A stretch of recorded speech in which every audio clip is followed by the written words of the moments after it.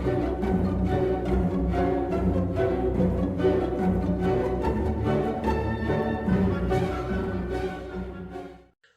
and welcome. So with the announcement of new models coming out and of course the new battle box, and we had the teaser, I thought I'd do a video in celebration. Actually I've done a couple now because I really do like the Eldar. They're one of my favourite factions, if not my favourite. So here is 10 things you might not know about the Aeldari. So at number 10 we have the avatar of Cain. He can be possessed by any other creature, not just Aeldari. It was during the war on the craft world of Keres that the avatar of Cain became possessed by a Slaneshi greater demon, the Keeper of Secrets. And in one of the few times the Aeldari craft world has been succumbed to a gene stealer cult, the avatar of Cain had similar characteristics to a broodlord. Number 9. The craft world and exiled Aeldari were not the major players in the birth of Slaanesh. It was the Drukhari and the ones that stayed on the Crone worlds, the Crone worlds being their main planets. The craft world and exiled Aeldari got out of there. They literally just went, nope, we're gone. And they were also saying that Aeldari culture had become debased and corrupt, which, let's be honest, looking at Drukhari, is pretty true. Anyway, so at number 8, we have the Aeldari of a reason for the Emperor of Mankind, who could cross the galaxy and start his Great Crusade.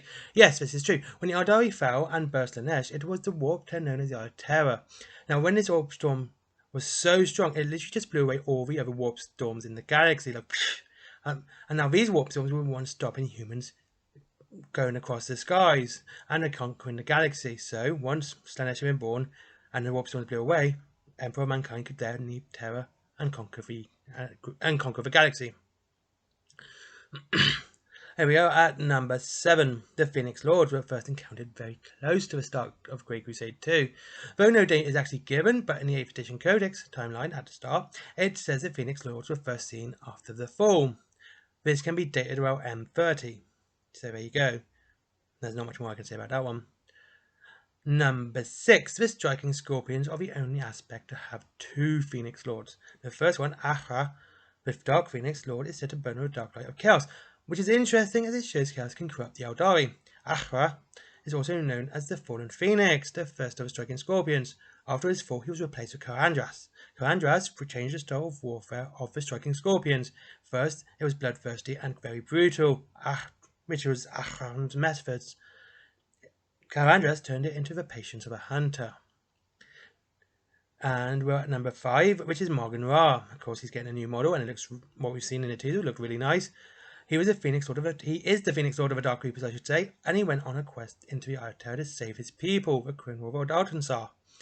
Though the Aeldari survived on the planet, what you could call survival within the Eye of Terror, especially on a planet that would literally spew demons and legions of chaos, the Aeldari of Altansar became very somber, and now they're not completely trusted by the rest of the species, as is to be expected. Number 4. Most of the information the Imperium has on the Aeldari actually comes from a single craft world, Aeolitok, my favourite craft world too. The ranges of Aeolitok are more widespread than any other. They are more likely to meet another species. It is because of their widespread influence the Imperium has managed to obtain so much information on the Aeldari. But it is not through asking, it's usually through torture and other ways. Now, these ways very rarely contain the word please. So, we're at number 3, and 3 is 3 other gods.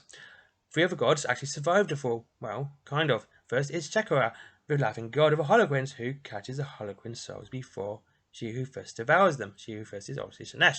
Now, the next is obviously Cain, the god of war. He did not survive in one piece. He was shattered in a battle with Slaanesh, and it is his shattered shards that was sent to all the craft worlds of the Aeldari, and these are, of course, are now the avatar of Cain's upon each one.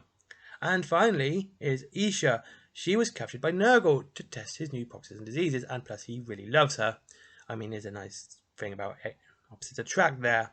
Though it is through her that the Aeldari learn of cures to these illnesses too. At number 2, we're back to Phoenix Lords, and when our Phoenix Lords die, they don't really die.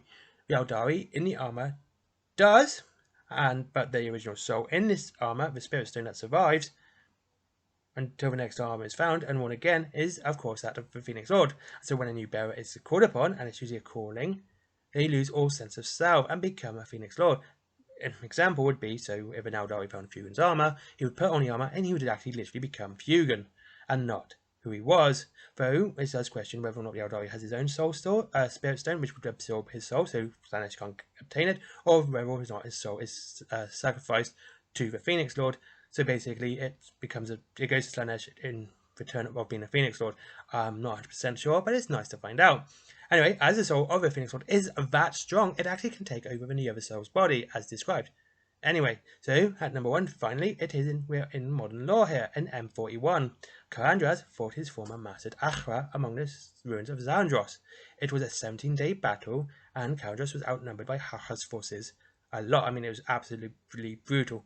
Karandras managed to get Ahra into such a blind fury that after the 17 days, Karandras and his forces just melted away into the shadows like they do, and Ahra murdered all of his remaining disciples. So it was a victory on Karandra's side because he literally got his foe and former mentor to murder all his army. Now, this is a good question to ask about this one, and one I wanted to find out, and I will be looking into, was Ahra actually part of Khorne's forces? Because his blind fury, his bloodthirst, and all that is very much Khornate. And being a betrayer, killing his own disciples, is very much it's kind of the betrayer, to be honest with you, but in Aeldari form. So maybe he did. Who knows? Anyway, thank you very much for watching. This is 10 things you might not know about the Aeldari. I hope you enjoyed it, and I hope you like, comment, and subscribe too. What things do you know about the Aeldari that not many other people know? Whatever little secrets and tidbits of lore are not commonly known. So put them in the comment section down below. I'd like to start a nice little conversation. I am on most forms of Facebook, Twitter, etc. You'll probably find me on many of those things. And that's it. So, hope you have a great day. I hope you're enjoying the new year. And 2022 is at least on day 2, is keeping you pretty well. And everything else. So, I hope you enjoy your hobby. As always, the links to Element Games, my t-shirts, there'll be a new t-shirt coming this week as well, my comics, Forbidden Planet, which I remembered I had, and of course Patreon, all down below. But honestly, go to the other links before you ever go to Patreon, because I'd rather you get something. If I was to get money for something, I'd rather you get something too, not just have money. It's not a big thing for me. I don't think it's very cool. And yeah, hit those links, and you can get up to 25% off your Warhammer down below as well from Element Games. And have a great day, and I hope you see you all very soon. This video is going to finish at 8 minutes, obviously, because of algorithm. Thank you. I'll see you soon.